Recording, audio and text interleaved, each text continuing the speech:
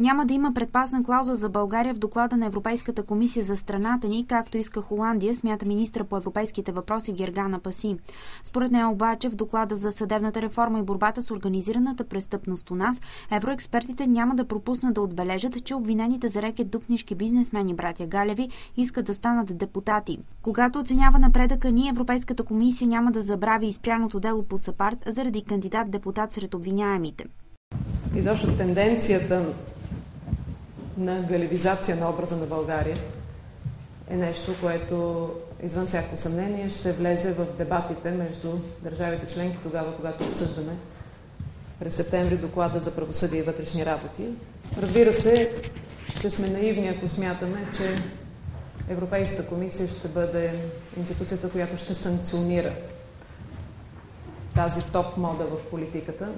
Аз много се надявам, че българските граждани, навсякъде, където те биват изправени пред такъв избор, и в Дупница, и в Перник, и в Кюстендил, ще направят правилния избор.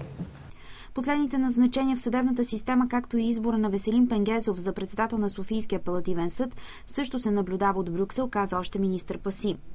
Не случайно избора на административни ръководители в съдебната система е, бих казала, големия тест, който ще покаже зрелостта на съдебната система или обратното.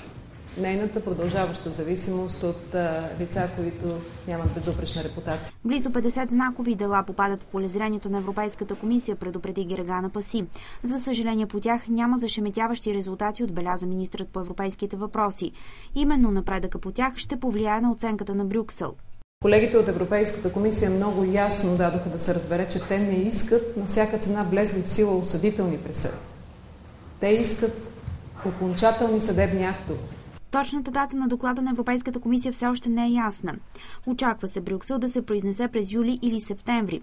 Седмици след излизането на този доклад, Европейската комисия ще анализира как България и Румъния са изразходвали парите от еврофондовете.